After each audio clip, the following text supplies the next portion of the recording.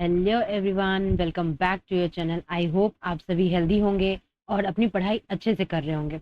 My name is Prerna and I make videos on computer science topic and right now we are preparing for the BPSC 4.2 computer science exam, and currently we are focusing on important topic of software engineering, and this is our fourth lecture in the series, and today's topic is software requirement specification. So without wasting our time, let's start the video. So firstly we will learn what is SRS. SRS होता क्या है? SRS basically एक document होता है जिसमें कि software project को complete करने के लिए जितनी भी रिक्वायरमेंट्स हैं उन सबको डिटेल में डिफाइन करते हैं। ठीक है, जो कि मेन फोकस होता है इसके लिए कि क्लाइंट और डेवलपर के बीच में क्लियर अंडरस्टैंडिंग इस्टेब्लिश करना, जो कि सॉफ्टवेयर को प्रिपेयर करने के लिए जितनी भी फीचर्स और फंक्शनैलिटीज होनी चाहिए उसको हम अपनी एसआरएस में डिफाइन करते हैं। सिंपल वर्ड्स में अगर मैं कहूँ तो एसआरएस जो होता है वो उसको हम एक रिक्वायरमेंट डॉक्यूमेंट कह सकते हैं। ठीक है, एसआरएस सिर्फ सॉफ्टवेयर रिक्वायरमेंट स्पेसिफिकेशन, जिसमें कि रिक्वायरमेंट्स तो बहुत सारी होती हैं लेकिन जो स्पेसिफाई करनी है, जो इम्पोर्टेंट है, वो सारी चीजें डिटेल में हम यहाँ पे कस्टमर और क्लाइंट के बीच में जितनी भी होती है उनको एसआरएस में हम मेंशन करते हैं। It's a formal document of requirement.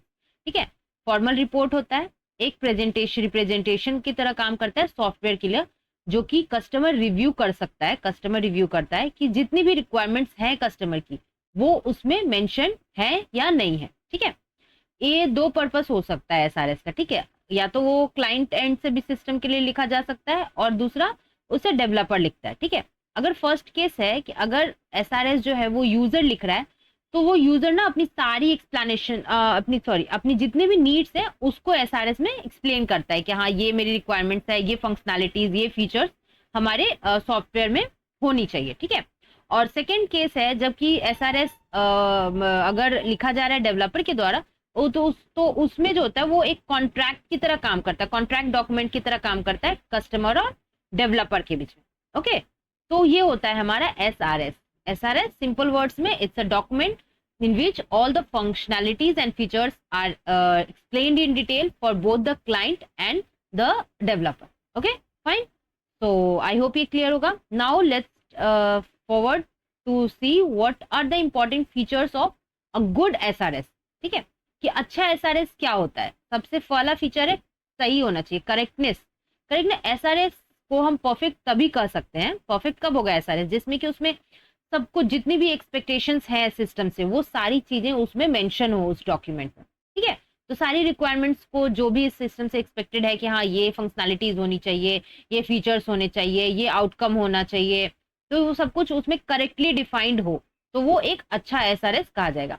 SRS जो होता है वो कंप्लीट होना चाहिए। ठीक है, उसमें जितनी डिटेल्स रिगार्डिंग फंक्शनैलिटीज, परफॉर्मेंस से रिलेटेड, डिजाइन से रिलेटेड, कॉन्स्टेंट्स, जो भी रिस्ट्रिक्शंस होने चाहिए, ऑथेंटिकेशंस होने चाहिए, एट्रीब्यूट्स, एक्सटर्नल इंटरफेसेस, मतलब हर एक चीज भी उसमें मेंशन हो, वो कंप्लीट हो।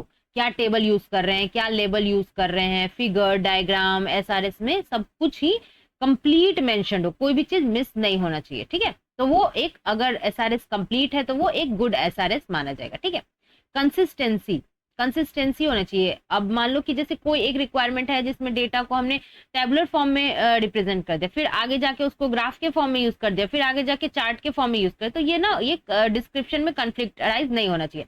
अगर एक जगह जो फॉर्मेट यूज किया है उसको ही हम हर जगह हर जगह उसी सेम फॉर्मेट में उसको लेके चलेंगे, तो कंसिस्टेंट होना चाहिए सारा डिटेल। ओके, नेक्स्ट क्या है, अनएम्बिगियस होना चाहिए। उसमें कोई भी मतलब ये नहीं कि हाँ क्लियरली उसको समझा नहीं जा सके कि भाई कुछ भी लिख दिया, मतलब कोई भी रिक्वायरमेंट्स है उसको कभी एब्रीविएशन के फॉर्म में लिख रहे हैं, कभी डिटेल के फॉर्म में लिख रहे हैं, ऐसा नहीं होना चाहिए। क्लियर होना चाहिए और समझ में आना चाहिए, क्लियर एंड सिंपल होना चाहिए। ठीक है, क्योंकि ऑब्वियस सी बात है, जो हमारा क्लाइंट है वो हो सकता है वो अपने फील्ड में बहुत एक्सपर्ट हो, लेकिन आपको कंप्यूटर नॉलेज उससे नहीं और सॉफ्टवेयर की नॉलेज नहीं है, तो वो ऐसा प्रिसाइज लैंग्वेज होना चाहिए, इतना अच्छे से होना चाहिए कि कोई भी क्लाइंट जो है वो अच्छे से समझ सके। तो उसके लिए एम्बिगियस होना जरूरी है एसआरएस का, तो वो एक अच्छा एसआरएस माना जाएगा।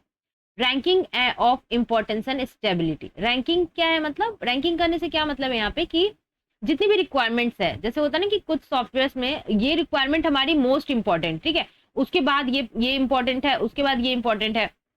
तो जो हायरार्की है कि हाँ अगर लॉगिन क्रीडेंशियल्स है, वहाँ ऑथेंटिकेशन कभी कभी प्रायोरिटी होती है, कभी कभी जो डिजाइन लेआउट्स हैं वो प्रायोरिटी होती है, इंपॉर्टेंस होता है। तो कौन सी रिक्वायरमेंट ज्यादा इंपॉर्टेंट है, वो उसकी जो हायरार्की है वो क्लियरली आइडेंटिफाइड होनी चाहिए, ठीक है, एक्सप्लेन होनी चाहिए एसआरएस में। उसके बाद मॉडिफाई कर सके एसआरएस को, ऐसा होना चाहिए। लाइक मान लो कि बीच में जाकर के अगर क्लाइंट की रिक्वायरमेंट्स चेंज हो रही हैं तो वो मॉडिफाई कर सके एसआरएस को, ऐसा होना चाहिए। मतलब जो भी हम डॉक्यूमेंट बना रहे हैं वेरीफाई कर सकें। अब मान लो कि रिव्यू आता है, जैसे कुछ भी प्रोडक्ट हमने बनाया, एसआरएस बनाया, उसे जब हम दिखा रहे हैं तो वो रिव्यू के लिए गया कि हाँ ये इसमें से रिक्वायरमेंट्स है, तो उस रिव्यू के बेसिस पे हम चेक कर सके, उसको वेरीफाई कर सकें कि हाँ नहीं ये चीज मेंशन्ड है, ये नहीं है। तो ये रिक्वायरमेंट, ये चीजें वेरीफाई करने वाले के लिए कैपेबल होना चाहिए हमारा एसआरएस। ओके, तो कॉस्ट इफेक्टिव है या नहीं है, सारी रिक्वायरमेंट्स फुलफिल हो रही है, रिव्यू के बेसिस पे हम उसको वेरीफाई करके उसमें चेंजेस ला सके, ठीक है। तो ये होता है हमारा वेरीफाई करने की कैपेबिलिटी भी एसआरएस के अंदर होनी चाहिए। उसके बाद क्या है, ट्रेसेबल होना चाहिए।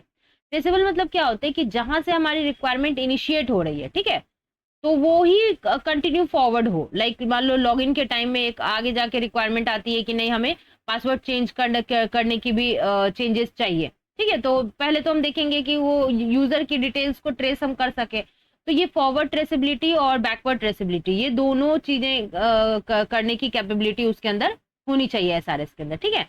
तो फॉरवर्ड बैकवर्ड की मतलब क्या है कि requirements depend upon requirement explicitly referencing it's source in the earlier document. जो सोर्स है वो क्लियर होना चाहिए तो वो बैकवर्ड ट्रेसेबल कर सके।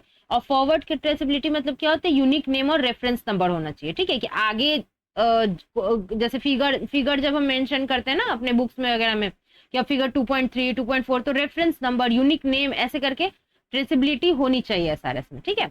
ओके, तो जिससे क्या हो जाएगा, डॉक्यूमेंट्स को वेरीफाई करना, ट्रेस करना कि हाँ ये चीज है, तो वो क्लियर रहेगा। तो ट्रेसेबिलिटी भी एक इंपॉर्टेंट फीचर है। नेक्स्ट क्या है, डिजाइन इंडिपेंडेंस होना चाहिए। ओके, तो मल्टीपल डिजाइन अल्टरनेटिव्स होने चाहिए फाइनल सिस्टम में, ठीक है, ताकि उसमें जो डिजाइनिंग, ये नहीं कि फिक्स डिजाइन नहीं होना चाहिए, ऑप्शन होना चाहिए कि हाँ अगर कुछ चेंजेस करने हैं तो हम उसमें चेंज कर सकें, ठीक है। उसके बाद क्या है, टेस्टेबिलिटी मतलब क्या हो गया कि ऐसा एसआरएस क्लियर बनाया जाना चाहिए जिसके सहायता से हम आराम से टेस्ट केसेज और टेस्ट प्लान रिपोर्ट के थ्रू हम लिख सकें। तो वैसा एसआरएस हमारा चाहिए। अंडरस्टैंड बाय द कस्टमर, ये मैंने बताया कि वो इजी टू अंडरस्टैंड लैंग्वेज में लिखा जाना चाहिए। कंप्यूटर साइंस नॉलेज हो सकता है हमारे क्लाइंट को नहीं हो, तो वो जैसे टेक्निकल लैंग्वेज ना समझ सके, या जिस वे में हम अपने डायग्राम्स रिप्रेजेंट कर रहे हैं वहां पे हम ऐसा सिंपल और क्लियर लैंग्वेज यूज करें ताकि हमारा जो क्लाइंट है वो उसको अच्छे से समझ सके। कंसाइज होना चाहिए, इररिलेवेंट डिस्क्रिप्शंस नहीं, डिटेल उसमें नहीं होना चाहिए। रीडेबिलिटी होनी चाहिए, ठीक है, और इररिलेवेंट डिस्क्रिप्शन नहीं एक्सप्लेन मीन्स, जिसमें ये पता है कि अगर ज्यादा उसको एक्सप्लेन कर दो ना तो एरर की पॉसिबिलिटीज बढ़ जाती है। तो इसलिए कोशिश ये करनी चाहिए कि ऐसा एस जो हो वो कंसाइज और प्रिसाइज टू द पॉइंट होना चाहिए, ठीक है। उसके बाद स्ट्रक्चर्ड होना चाहिए। स्ट्रक्चर्ड मतलब क्या होता है कि एक प्रॉपर फॉर्मेट हम यूज करें, होता है ना कि हाँ टेबुलर फॉर्मेट में, हाँ ये फॉर्मेट हम यूज करेंगे। अगर रोल नंबर है तो ROLL हर जगह मेंशन करेंगे, NUM नहीं यूज करेंगे। तो एक स्ट्रक्चर्ड फॉर्मेट ही यूज हम करेंगे। फोन नंबर है तो फोन नंबर हमें किस फॉर्मेट में लिखना है, +91 करके लिखना है या कुछ और तरीका है। तो एक ही एक स्ट्रक्चर डिफाइंड होगा, उसी के बेसिस पे हम हमारा SRS लिखेंगे, ठीक है। तो ताकि आसान हो, देयरफॉर मेक, ताकि आगे जाके मॉडिफाई जो करना हो, अगर उसमें कुछ चेंजेस लाना हो तो अच्छे से, अगर SRS हमारा वेल स्ट्रक्चर है तो वो करना आसान हो जाता है, ठीक है। उसके बाद क्या है, ब्लैक बॉक्स व्यू होना चाहिए। ये बहुत बहुत ही ज्यादा इंपॉर्टेंट है एसआरएस लिखते टाइम, कि एसआरएस में ना ये डिफाइंड हो कि सिस्टम को क्या करना है, ठीक है, क्या क्या सिस्टम में फीचर्स होने चाहिए, कैसे काम होगा, ये चीजें बैकएंड की चीजें उस एसआरएस में डिस्क्राइब नहीं होगी, ठीक है। तो ये सारे इंपॉर्टेंट फीचर्स थे हमारे एसआरएस के। आई होप आज की वीडियो आपको अच्छी लगी हो। So please let me know in the comment section if you have any doubts. I try to resolve that, and please do like, share and comment, and please forward the video as much as you can so that कि ये video ज़्यादा लोगों तक पहुँचे, और please do subscribe. Thank you so much for watching.